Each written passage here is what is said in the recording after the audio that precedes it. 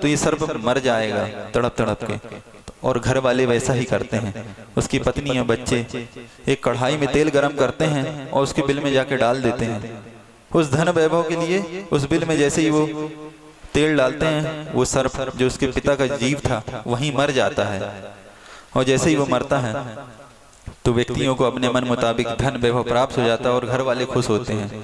तो आप विचार करिए कि जो व्यक्ति अपने जीवन भर गुरुओं से धोखा करता रहा और इन बच्चों को पोसने के लिए, पालने के लिए, पत्नी को पोसने के लिए, परिवार के लिए संवर्धन में लगा रहा, उसके लिए अपने जीवन को व्यर्थ कर दिया, आखिर उन्हीं घर वालों ने मिलके उस सर्प को तड़पा तड़पा के मार दिया उसी धन वैभव के लिए। जिसके लिए आपने सब कुछ कमाया वही उसी के भक्षक बन गए। क्या बोलते हैं, जिंदगी भर कमाया आपने वो जो साथ में जाना ही ना था। जिंदगी भर आपने कमाया वो जो साथ में जाना ही ना था, और जो साथ में जाना था वो आज तक हमने कमाया ही नहीं। आप धन वैभव के पीछे लगे रहते हैं, उसी को कमाने में लगे रहते हैं जो साथ में जाता ही नहीं है। लेकिन जो धर्म है, जो इह भव में और पर भव में भी अपन हितकारी है, उसको अपन जीवन भर कमाते ही नहीं है। उसके लिए सोचते हैं इसके लिए तो बाद में कर लेंगे, बाद में कर लेंगे। इस तरह उस व्यक्ति ने धर्म का साथ नहीं दिया, धन का साथ दिया, तो वो अपने घर वालों के द्वारा ही प्रताड़ित हुआ और वहीं मर गया। अनेक कुयोनियों में भटकता रहा। इस प्रकार उसने अपने अनेक दुखों को सहता रहा। लेकिन आप देखिए, आप लोग भी लगे हैं अपने घर के पालन पोषण में, संबंधियों के, कुटुंबियों के, सबके पालन पोषण में लगे हैं, लेकिन साथ तो कुछ नहीं जाएगा। आखिर में क्या होगा, जो सेठ जी के साथ हुआ। तो आप लोग को भी ये अवसर प्राप्त हुआ है। आप इस तरह का कोई भी कार्य ना करें कि आपके जीवन में भी अवसर प्राप्त हो कि आपके घर वाले आपको इस तरह से भगा दें, अलग कर दें, या आपकी संपत्ति के लिए आपको घर से बाहर कर दें। इसलिए आप अपने जीवन में समय रहते धर्म का अवलंबन लो, साधुओं के पास जाओ, जितना हो सके चारित्र को ग्रहण करो, संयम को ग्रहण करो, और अपने इस बहुमूल्य अमूल्य जीवन को, मानव पर्याय को सार्थक कर लो। अभी भी आपके पास अवसर है। इसी प्रकार तो वो मुनि महाराज जी, उस जो व्यक्ति लटक रहा था डगाल पे, उसको समझा रहे थे, लेकिन वो नहीं मानता है। आखिर मुनि महाराज हार कर समय समाप्त हुआ और वो चले जाते हैं वहां से। अब क्या होता, वो व्यक्ति जो दोनों चूहे थे उस डगाल को कतरते कतरते तोड़ देते हैं, और वो व्यक्ति उस अंधकूप में गिर जाता है, और गिरकर वो जो सर्प थे, जो अजगर थे, उसको खा लेते हैं और वो अपना जीवन समाप्त कर लेता है। इस प्रकार सोचिए, आप लोग सब सोच रहे होंगे कि ये कितना बुरा जीवन था। उस व्यक्ति को इतना भी दिमाग नहीं था क्या कि जितना देर रस को लेना था ले लिया था, अब डगाल टूटने से पहले कम से कम उसको छोड़ देता, उस सुख को छोड़ देता और मुनि महाराज जी के साथ चला जाता तो उसका जीवन बच जाता। तो ये घटना आप और हमारे जीवन की है। ये आपने इस घटना को हमेशा अपने मंदिरों में देखा होगा। एक वृक्ष लगा होता है जिसको बोलते हैं आप संसार वृक्ष। आप लोग को सोचना है कि ये हमारे जीवन में ये घटना प्रतिपल घटित हो रही है। हम भी उसी व्यक्ति के तो समान हैं जो अनंतो भाव से अनेक भाव से भटकते आ रहे हैं। पता नहीं कौन कौन सी पर्याय को धारण किया, उस संसार समुद्र में डूबते आ रहे हैं, घूमते आ रहे हैं। बड़े पुण्य उदय से हमारा कौन सा पुण्य का उदय था जो ये नर पर्याय प्राप्त हुई, जिसका सहारा मिला तो अपन माता के गर्भ में आ गए। 9 माह उल्टे लटके रहे, विष्ठा खाते रहे, ऐसी घृणित घृणित वस्तु खाते रहे, फिर भी अपन तृप्त नहीं हुए, उसको सुख मानते रहे। आपको तो याद भी नहीं है कि आप और हमने कितने दुख सहे हैं 9 महीने तक। ऐसा सुनते हैं कि नरकों से भी ज्यादा दुख माता के गर्भ में होता है। 9 महीने तक पूरा उल्टे लटके रहना पड़ता है। जो माता खाती है उसका सड़ा गला, वो अन्न अपन खाते हैं, विष्ठा खाते हैं, मलमूत्र खाते हैं और अपना जीवन यापन करते हैं। जैसे तैसे पुण्य से अपन अपना जन्म होता है, जन्म होते ही रोना प्रारंभ कर देते हैं। होता है कि नहीं? रोते हैं तो अपन क्या देखते हैं कि मैं कौन हूँ, कहाँ से आया हूँ, मुझे कहाँ जाना है, क्या करना, कुछ भी नहीं पता रहता है। बोध बालक रहते हैं।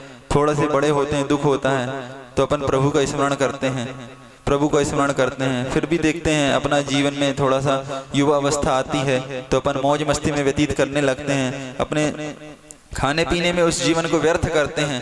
ठीक उसी प्रकार वो व्यक्ति पीछे भूल जाता है कि अपने पीछे काल रूपी हाथी दौड़ रहा है। प्रति समय अपनी आयु कम हो रही है, लेकिन अपन सोचते ही नहीं है। अपन उस वृक्ष पे चढ़ जाते हैं, कहाँ? संसार रूपी वृक्ष में, जीवन रूपी वृक्ष में। वहां जैसे ही चढ़ते हैं तो क्या देखते हैं? ऊपर जो एक जो मधुमक्खी का छत्ता बताया ना, वो आप लोग के कुटुंबियों का छत्ता था, जो घर के लोग होते हैं। घर के लोग अपन को इतना परेशान करते हैं, इतना चूसते हैं, ये कार्य करो, वो कार्य करो, दिन भर अपन को काटते रहते हैं। फिर भी अपन उन्हीं संबंधियों में, उन्हीं कुटुंबियों में रस समझते रहते हैं, अपने आनंद लेते रहते हैं, उसी में सुख मानते रहते हैं। और वो जो विषय रूपी, इंद्रिय रूपी सुख टपकता रहता है, अपन ऊपर मुख करके खोल करके ग्रहण करते रहते हैं। और वो जो कुआं था नीचे, जिसमें 4 अजगर दिख रहे थे, वो चारों गति रूपी अजगर रहते हैं। नरक गति, त्रियंच गति, मनुष्य गति, देव गति। और वो जो 2 चूहे रहते हैं, वो क्या रहते हैं? आयु रूपी डगाल होती है, उसको काटते रहते हैं। दिन और रात रूपी, सफेद चूहा दिन और रात का काला। इस प्रकार वो जो 2 चूहे हैं, प्रतिपल अपनी आयु घट रही है, लेकिन अपन को भान ही नहीं हो रहा है कि एक एक पल हमारे जीवन से व्यतीत होते जा रहा है। कब हमारा ये आयु समाप्त हो जाएगी और हम फिर वापस उस कुएं में गिर जाएंगे, और वो कोई भी गति रूपी सर्प है, अजगर है, वो मुझे डस लेगा, ग्रहण कर लेगा, ग्रास बना लेगा, और फिर से वही जीवन वापस प्रारंभ हो जाएगा। पुण्य उदय से आपको, जैसे उनको मुनि महाराज प्राप्त हुए थे, आपके जीवन में भी ऐसे आचार्य महाराज आए, ऐसे पूज्य बड़े महाराज जी आए, ऐसे कई माता जी आई जो आपको समझाने आई, देखो भैया चलो हमारे साथ चलो। कब तक तुम इस शहद को ग्रहण करते रहोगे, इंद्रिय रूपी सुख को ग्रहण करते रहोगे, मोह में फंसे रहोगे? लेकिन अपन को भान ही नहीं होता। अपन बोलते हैं बस महाराज जी कुछ दिन और, अभी तो बहुत बड़ा जीवन है, अभी तो हमने देखा ही सुना क्या है। देखने के लिए तो अपन ने पास बहुत कुछ रखा है। एक आपको घटना बता रहा हूँ, आदि पुराण के रचयिता आचार्य जिनसेन स्वामी की होती है, जिन्होंने अपने जीवन में शायद सुना कभी वस्त्र ही नहीं ग्रहण किए हैं।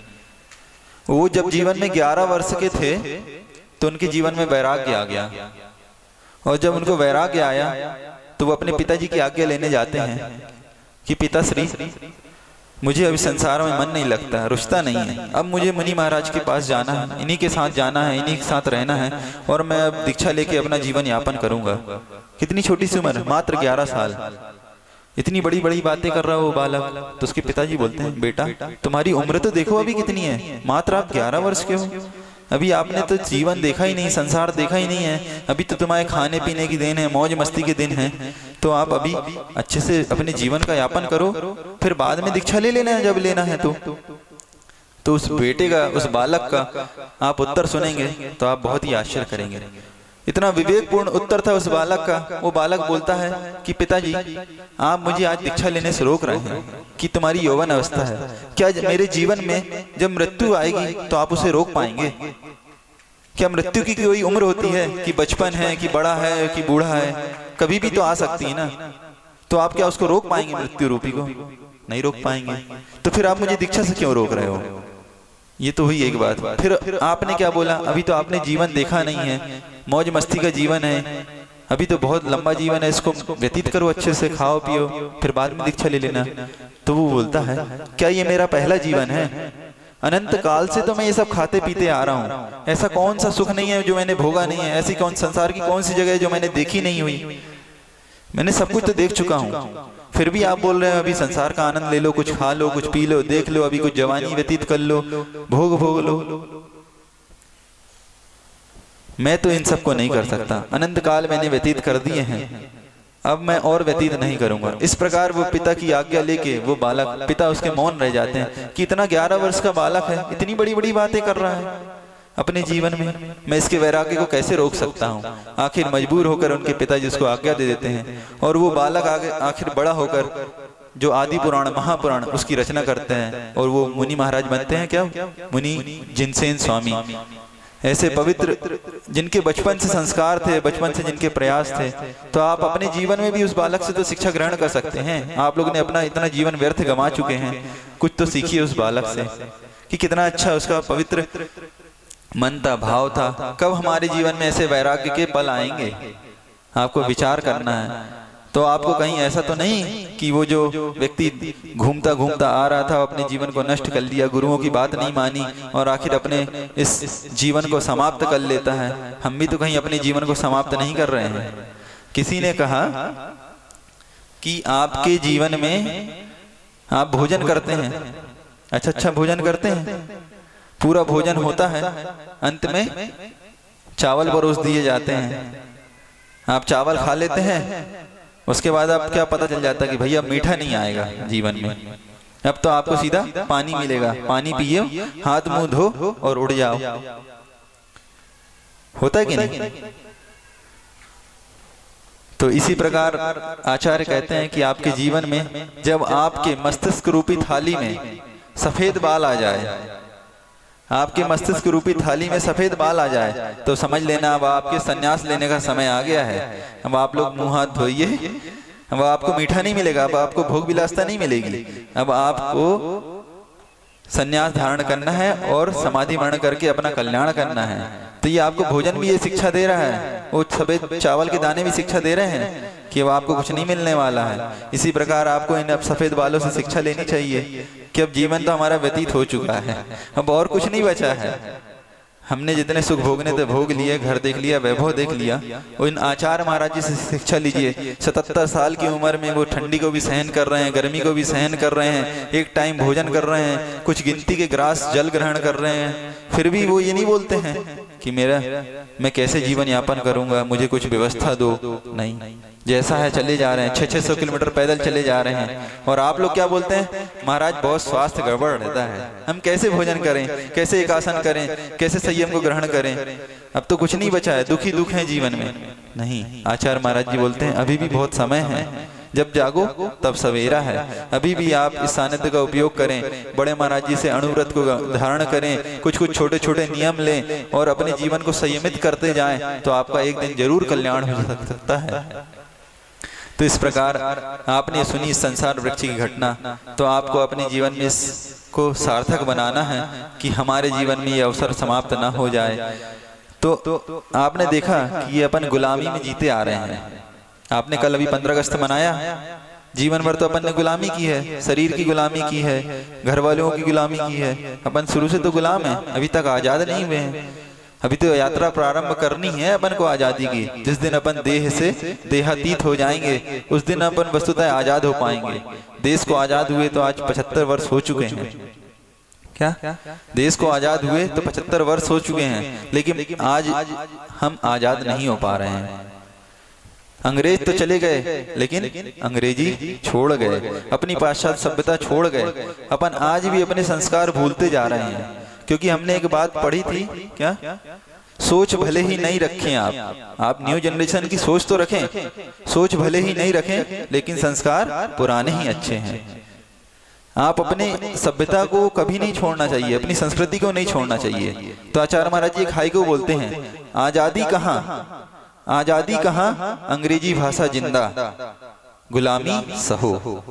आजादी कहाँ, अंग्रेजी भाषा जिंदा, गुलामी सहो।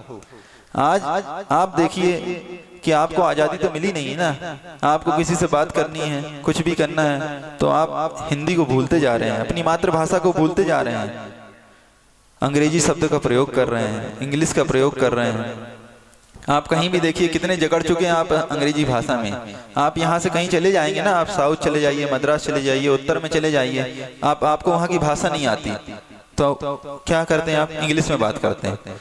ना वहाँ के लोगों को अच्छे से इंग्लिश आती है, ना इधर आती है। अब दोनों एक दूसरे को समझते रहते हैं, जबकि अपन को अपनी मातृभाषा का प्रयोग करना चाहिए। आचार्य महाराज जी कब से बता रहे हैं, जबकि लेकिन अपन उस अंग्रेजी के पीछे चले जा रहे हैं। कोई भी अपने बच्चों को हिंदी मीडियम में नहीं पढ़ाना चाहता, सब अपने बच्चों को किताबी ज्ञान देना चाहते हैं। उसके माध्यम से क्या हो रहा है, सब कोई नौकरी की ओर भाग रहे हैं, कोई भी मालिक नहीं बनना चाहते हैं। एक बहुत अच्छी बात कुछ दिनों पहले पढ़ी थी, जब तक शिक्षा का उद्देश्य नौकरी पाना है, जब तक शिक्षा का उद्देश्य नौकरी पाना है, तब तक देश में नौकर ही पैदा होते रहेंगे, मालिक नहीं। जब तक शिक्षा का उद्देश्य नौकरी पाना है, तब तक देश में नौकर ही पैदा होते रहेंगे, मालिक नहीं। आज आप देखिए हर बच्चे की ख्वाहिश यही रहती है कि मैं कुछ बड़ा बनूं, कहीं नौकरी बड़ी कंपनी में जॉब करूं। कोई भी व्यक्ति ये नहीं चाहता मैं कंपनी का मालिक बन जाऊं। हर किसी को गुलामी की इतनी आदत हो गई है कि वो उसी में सुख को महसूस करता है। सुबह 8 बजे वो जो कंपनी में जाता है, रात को 8 बजे आता है, लेकिन वो बोलता है मैं अफसर हूँ, मैं बहुत सुखी हूँ। वो मालिक नहीं बनना चाहता। और आप लोग तो बहुत पुण्यशाली हैं, आप अपने मालिक हैं। क्यों? आप व्यापार कर रहे हैं, यहाँ धर्म श्रवण कर रहे हैं। आपने देखा कभी कोई जॉब वाला व्यक्ति है, उसको बोलो तो अभी वो 8-9 बजे चला जाएगा, रात को 8-9 बजे आएगा, कितना धर्म कर पाता है? वो नौकर ही बना रहता है जीवन भर। आप लोग अपने जीवन में बहुत पुण्यशाली हैं जो समय निकाल कर यहाँ पास आ रहे हैं, धर्म श्रवण कर रहे हैं, सुन रहे हैं और अपने जीवन में उतार रहे हैं। तो एक बहुत ही अच्छा पत्र था जो कि नेता सुभाष चंद्र जी बोस ने किसके लिए लिखा था? अपनी माँ के लिए। देखो वो कितना दुख व्यक्त कर रहे थे अपने जीवन में। क्या बोलते हैं नेता सुभाष चंद्र जी बोस? मेरी प्यारी माँ, मेरी प्यारी माँ, सादर चरण स्पर्श। माँ बताओ तो हम शिक्षा का, माँ बताओ तो हमारी शिक्षा का उद्देश्य क्या है? क्या बोलते हैं वो अपनी माँ से पत्र में लिखते हैं, सादर चरण स्पर्श। माँ बताओ तो हमारी इस शिक्षा का उद्देश्य क्या है? मेरे लिए इतना धन व्यय कर रही हो, आखिर क्यों? दोनों समय गाड़ी से स्कूल भेजती हो, आखिर क्यों? एक दिन में 4-4 बार भरपेट भोजन कराती हो, सुंदर सुंदर वस्त्र पहनाती हो, नौकर नौकरानी रखती हो। मैं सोचता हूँ कि मेरे लिए तुम इतना कष्ट क्यों उठाती हो? फिर आगे वो नेता सुभाष चंद्र जी बोस लिखते हैं, विद्यार्थी जीवन समाप्त होने पर हमें कर्म क्षेत्र में ही तो प्रवेश करना है। फिर हम जीवन भर गधे की भांति परिश्रम करें और अंत में हमारा देहांत हो जाएगा। आखिर हम ये सब करें तो करें क्यों? माँ, आप जीवन में मुझे किस क्षेत्र में कार्य करते देखकर प्रसन्न होगी? आप मुझे बताएंगी? मुझे ज्ञात नहीं कि आपकी आकांक्षा क्या है, आप क्या चाहती हैं। बड़ा होने पर मैं किस पद पर नियुक्त हूँ जिससे आपको प्रसन्नता होगी? इस प्रकार वो प्रश्न कर रहा है बालक अपनी माँ से। बोलता है फिर आगे, माँ, क्या जज, मजिस्ट्रेट, बैरिस्टर अथवा कोई भी किसी शासकीय पद पर मेरी नियुक्ति होने से आपको सर्वाधिक प्रसन्नता होगी? जन धन कुबेर समझकर लोग मेरी पूजा करेंगे, तब आपको आनंद मिलेगा क्या? बहुत सारी साधन, गाड़ी घोड़ा होंगे, बहुत सारे नौकर चाकर होंगे, विशाल भवन होगा, बड़ी जिम्मेदारी होगी, बहुत जमीनें होंगी, तब आपको सुख।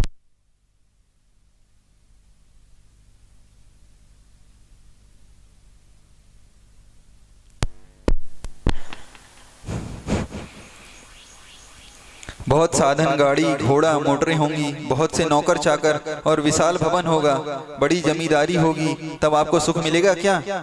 अथवा वो बोलते हैं कि मैं दरिद्र होकर भी विद्वान और गुणी व्यक्तियों के द्वारा सम्मानित होऊंगा, तब आपको प्रसन्नता होगी। बताओ माँ, कब आपको प्रसन्नता होगी? मेरी तीव्र इच्छा है कि आप मुझे बताएं कि मुझे कैसा देखकर आपको प्रसन्नता होगी। दयामय प्रभुवर ने, भगवान ने हमें मनुष्य योनि में जन्म दिया है और स्वस्थ शरीर दिया है, बुद्धि दी है, शक्ति आदि प्रदान की है। आखिर ये सब मुझे किस लिए प्रदान किया गया है? ईश्वर ने अपनी पूजा के लिए ही तो मनुष्य को ये दुर्लभ गुण दिए होंगे ना। बताओ माँ, बोलो तो कुछ। किंतु यह जो गुण प्राप्त हुए हैं, हम उसकी पूजा कब करते हैं? हम ईश्वर की पूजा कब करते हैं? दिन में एक बार भी तो हम हृदय से स्मरण नहीं करते अपने भगवान को, अपने आराध्य को, अपने गुरु को। माँ, यह सोचकर दुख होता है कि जिस ईश्वर ने हमारे लिए इतना किया, सुख दुख में, घर में, बिहड़ में, वन में सदैव ही हमारे मित्र रहे, हमारी सहायता करी, जो हमारे निकट सदैव ही रहते हैं, हमारे मन मंदिर में निवास करते हैं, जो ईश्वर हमारा आत्मी है, उसे हम एक बार भी हृदय से स्मरण नहीं करते। बताओ माँ, कैसी विडंबना है। संसार के तुच्छ पदार्थों के लिए हम कितना रोते हैं, किंतु ईश्वर के लिए हम अश्रुपात नहीं करते। माँ, हम पशुओं से अधिक कृतज्ञ हैं, पाषाण हृदय हैं। उस शिक्षा को धिक्कार है जिसमें ईश्वर का नाम नहीं लिया जाता, और उस व्यक्ति का जन्म निरर्थक है जो प्रभु का नाम स्मरण नहीं करता है। प्यास लगने पर लोग नदी सरोवर का जल पीकर प्यास बुझाते हैं, पर इसमें क्या मन की प्यास बुझती है? नहीं, मन की प्यास साधारण जल से नहीं बुझती। इसलिए शास्त्रकारों ने लिखा है, भज गोविंदम भज गोविंदम भज मूढ़ मते। भगवान ने कलयुग में एक नई सृष्टि का सृजन किया है। यह सृष्टि बाबू लोगों की है, अर्थात अफसरों की है। किसकी है? यह सृष्टि बाबू लोगों की, अफसर्स की है, जो किसी अन्य युग में नहीं थी। हम भी बाबू संप्रदाय के हैं, हम भी अफसर बनना चाहते हैं, दूसरों पर अधिकार जमाना चाहते हैं। प्रभु के दिए 2 पैर हैं। क्या? प्रभु के दिए 2 पैर हैं, किंतु हम 20-20 को पैदल नहीं चल सकते, क्योंकि हम बाबू हैं, अफसर हैं। हमारी 2 बाहें हैं, परंतु शारीरिक श्रम नहीं कर सकते, हाथ से काम नहीं कर सकते। ईश्वर ने हमें बलिष्ठ शरीर दिया है, परंतु हम श्रम करना छोटे व्यक्तियों का कार्य समझकर श्रम से घृणा करते हैं कि ये हमारे योग्य कार्य नहीं है। इसका कारण यही है कि हम अफसर हैं, बाबू हैं। हम सब काम नौकरों से करवाते हैं, हाथ पैर चलाने में कष्ट होता है। क्यों? क्योंकि हम बाबू हैं, हम अफसर हैं। हम गर्म देश में जन्म लेकर भी हम गर्मी सहन नहीं कर सकते। साधारण ठंड भी हम सहने से घबराते हैं कि सारे शरीर को वस्त्रों से ढक लेते हैं, लाद लेते हैं, क्योंकि हम अफसर हैं, बाबू हैं। हम प्रत्येक स्थान पर अपने को बाबू कहते हैं, किंतु वास्तव में मनुष्यता से दूर मनुष्य के रूप में हम पशु के समान हैं, पशु से भी अधम हैं, क्योंकि हमारे पास ज्ञान है, विवेक है, पशुओं के पास तो वो भी नहीं है। हम जन्म से ही सुख और विलासता में पोषित होने के कारण तनिक सा भी कष्ट नहीं सहन कर सकते। इसी कारण हम इंद्रियों पर नियंत्रण नहीं कर पाते, उन्हें जीत नहीं पाते। जिंदगी भर हम इंद्रियों के दास बनकर रहते हैं, बोझिल जीवन व्यतीत करते हैं। हम पढ़ रहे हैं, आगे नौकरी का लालच, धन का लोभ रहने पर हमारी शिक्षा का क्या होगा? क्या हम वास्तव में मानवता के अधिकारी बन पा सकेंगे? क्या आपका विचार है माँ? बताओ। हम और हमारा देश प्रतिदिन पतन की गर्त में गिर रहा है। कौन हमारा उद्धार करेगा? बंगालियों का उद्धार के लिए केवल बंग माताएं कर सकती हैं। शेष शुभ आपका सेवक सुभाष। ये मार्मिक पत्र उस नेताजी सुभाष चंद्र बोस ने आज से 75 वर्ष पूर्व अपनी माँ को लिखा था, जिसने ये आंक लिया था कि आगे हमारे देश में शिक्षा का क्या दुर्दशा होने वाली है, आखिर हम क्या बनने वाले हैं। और आखिर वो युग आ गया। हर कोई नौकरी को प्रेफरेंस दे रहा है, हर कोई सर्विस करना चाह रहा है। कोई भी ये नहीं चाह रहा है कि हमारे जीवन का उद्धार कैसे हो, हम अच्छा व्यापार बने, अच्छे मालिक बने। शिक्षा की मनाही नहीं है, शिक्षा आप खूब ग्रहण करें, लेकिन आप उसके उद्देश्य को बदलें। यही बात बताओ उस समय नेताजी सुभाष चंद्र बोस ने बोली थी, और वही बात निरंतर उसी प्रयास में आज आपके पुण्य से गुरुदेव लगे हुए हैं, जो निरंतर आप सभी को ये बता रहे हैं कि इस अंग्रेजी शिक्षा की गुलामियत को छोड़िए, इस नौकरी की गुलामियत को छोड़िए और अपने पैरों में खड़े होइए, स्वरोजगार को ध्यान दीजिए। घर घर हथकरघा खुलवा रहे हैं। आज देखिए, मानव कल्याण के लिए, उस शिक्षा को जीवित रखने के लिए गुरुदेव यहाँ से 600 किलोमीटर दूर जाकर वहाँ गरीबों के उत्थान के लिए, उनको शिक्षित करने के लिए, उनको रोजगार प्रदान करने के लिए महाराष्ट्र पहुँच गए, जहाँ बहुत ही निर्धनता है। सिर्फ वहाँ मजबूर लोग हैं जो किसानी करते हैं मजबूती से, तो उनके उत्थान के लिए वो वहाँ गए हैं और घर घर हथकरघा खुलवा रहे हैं, उन्हें स्वरोजगार पैदा करा रहे हैं, उन्हें रोजगार दे रहे हैं कि भैया इस गुलामियत को छोड़िए, आप नौकरी को छोड़िए, अपने आप में स्वतंत्र हो जाइए। यही अपने अपने जीवन की, अपने देश की स्वतंत्रता का मूल उद्देश्य होना चाहिए। अपन ने 75 वर्ष तो जीवन व्यतीत कर लिया देश की आज़ादी का, लेकिन अनंत भाव से आज तक हम गुलाम हैं, आज तक आज़ाद नहीं हो पा रहे हैं। तो इस अवसर को प्राप्त कर कर थोड़ा सा प्रयास करिए कि हम भी अपने जीवन में स्वतंत्र हो पाएं, इस देह से देहातीत हो पाएं और मुक्ति को प्राप्त कर सकें। इसी भावनाओं के साथ अहिंसा परमो धर्म की जय। आचार्य भगवंत गुरुदेव श्री विद्यासागर जी महामुनि राज की जय। जय श्रेष्ठ निर्यापक श्रवण मुनि श्री समय सागर जी महामुनि राज की जय।